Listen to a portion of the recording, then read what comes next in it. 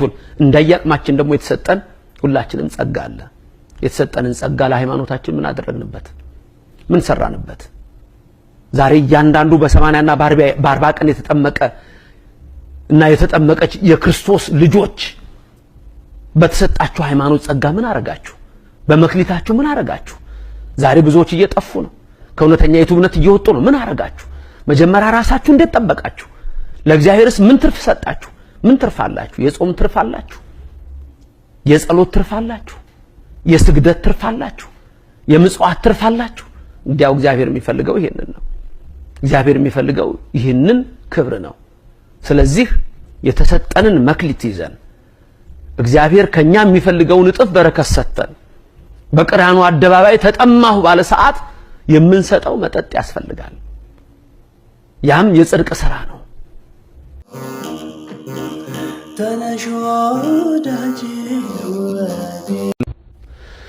ይህን ምስል እያያችሁ ያላችሁ ሁላችሁ የእግዚአብሔር ብርሃን በሁላችሁ ላይ ይብራ።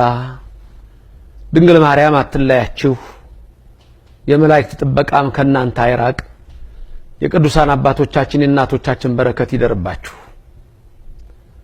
ዛሬ የምንመለከተው የአብይ ጾም 6ኛ ሳምንት ገብርኄርን ይሆናል። ይህ ሳምንት ገብርኄር ተብሎ ይታወቃል። ምን ማለት ነው? ገብር ማለት አገልጋይ ማለት ነው። ኄር ማለት ደግሞ ቸር ማለት ነው። ገብርኄር ቸር አገልጋይ ማለት ነው። በማቴዎስ ወንጌል ምዕራፍ 25 ላይ ስትመለከቱ ጌታችን መድኃኒታችን ኢየሱስ ክርስቶስ ለ3 ሰዎች መክሊት እንደሰጣቸው ተጽፏል። ለአንዱ 5 መክሊት ሰጠው፣ ለአንዱ 2 ሰጠው፣ ለአንዱ 1 ሰጠው። በባለጸጋ የመሰለው ራሱን ነው። ይሄን ሰጣቸውና ከዛ በኋላ ሊቆጣጠራቸው መጣ ይላል። 5 የተቀበለው ቀረበ። ጌታ ሆይ 5 መክሊት ሰጠኸኝ ነበር፣ ይሄው 5ቱም አለ። 2 የተሰጠውም ቀረበ። ጌታዬ ሆይ 2 መክሊት ሰጠኸኝ ነበር፣ ይሄው እንደገና እጥፍ አድርጌ 2 አተረፍኩ አለው። 3ኛው 1 የተቀበለው ግን መጣና አንተ ካልዘራህበት የምታጭድ ካልበተንክበት የምትሰበስብ መሆንን ስላወቅኩ ደሞ ቢጠፋብኝ ብዬ ቀብሬ አስቀምጬ ይሄው ይዤ መጥቻለሁ፣ ይሄው መክሊትህ አለ።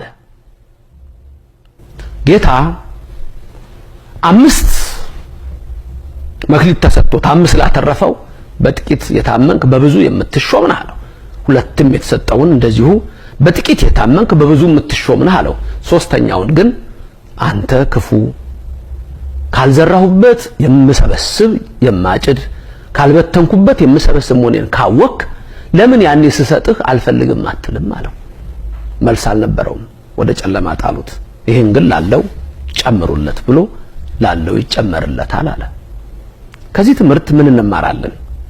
አንደኛ ትምህርቱ ለካህናት ነው። ካህናት የቤተ ክርስቲያን አገልጋዮች ከሊቅ እስከ ደቂቅ ያሉ ካህናት ከትንሹ ከአናጉስጥስነት እስከ ላይ ድረስ ያሉ ካህናት የተሰጣቸውን ጸጋ፣ የተሰጣቸውን ክብር፣ የተሰጣቸውን ክህነት እጥፍ እያረጉ ምእመናንን እንዲያበዙ የተሰጠ ጸጋና ክብር ነው። ስለዚህ እግዚአብሔር ከሰጠን የሚፈልግብን አለና ያ አንድ ግን የቀበረው እንደ ይሁዳ አይነቱ ስልጣኑን ያልተጠቀመ ማዕረጉን ያልተጠቀመ ክብሩን ያልተጠቀመ እግዚአብሔርን ያልወደደ ልቡም በክፋት የተመላ ነው። 5 የተቀበለውና 2 የተቀበሉትን ገብርኄር ቸር አገልጋዮች ሲል ያኛውን ክፉን ግን ምን አለው? ገብር ሐካይ፣ ይሄ ደግሞ ክፋት የተመላ አለው። ሌላው ምእመናን እግዚአብሔር እንደያቅማቸው ሰጣቸው ይላል መክሊቱን። እንደያቅማችን ደግሞ የተሰጠን ሁላችንም ጸጋ አለ። የተሰጠንን ጸጋ ለሃይማኖታችን ምን አደረግንበት? ምን ሰራንበት? ዛሬ እያንዳንዱ በ80 እና በ40 ቀን የተጠመቀ እና የተጠመቀች የክርስቶስ ልጆች በተሰጣችሁ ሃይማኖት ጸጋ ምን አረጋችሁ? በመክሊታችሁ ምን አረጋችሁ? ዛሬ ብዙዎች እየጠፉ ነው። ከእውነተኛይቱ እምነት እየወጡ ነው። ምን አረጋችሁ? መጀመሪያ ራሳችሁ እንዴት ጠበቃችሁ? ለእግዚአብሔርስ ምን ትርፍ ሰጣችሁ? ምን ትርፍ አላችሁ? የጾም ትርፍ አላችሁ? የጸሎት ትርፍ አላችሁ? የስግደት ትርፍ አላችሁ? የምጽዋት ትርፍ አላችሁ? እንዲያው እግዚአብሔር የሚፈልገው ይሄንን ነው። እግዚአብሔር የሚፈልገው ይሄንን ክብር ነው።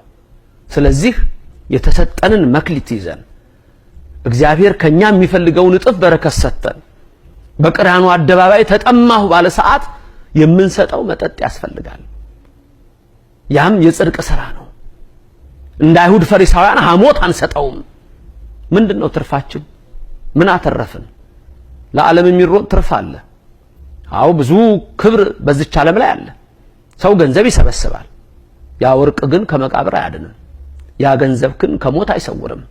ከሞት የሚሰውር ከመቃብር የሚያወጣ በቀኙ የሚያቆም ግን እግዚአብሔር የሰጠንን ክብር አውቀን በዛ ፍሬ ስናፈራ ነው። ስለዚህ መልካም አገልጋይ መልካም ልጄ ተብለን እንድንጠራ እግዚአብሔር የሰጠንን እንጠብቅ። ይህ 6ኛው ሳምንት ገብርኄር ተብሎ ይጠራል። አዎ አንተ ታማኝ አገልጋይ አንቺ ታማኝ አገልጋይ ተብለን ዳግም ሲመጣ በቀኙ ለመቆም ያብቃል። የተሰጠንን ክብር 5ቱን መክሊት 5ቱን ኦሪት መጽሐፍ ሌላው 2 እንደተሰጠን ብሉይ ኪዳንና አዲስ ኪዳንን እነዚህን አምነን የቅዱሳንን በረከት አምነን በዚህ ጸጋ እንድንኖር እግዚአብሔር ይርዳል። እግዚአብሔር ይባርካችሁ፣ ፊቱን ያብራላችሁ። ሐሞትን ሳይሆን መልካም ፍሬን አፍርተን አምላካችን በቀኙ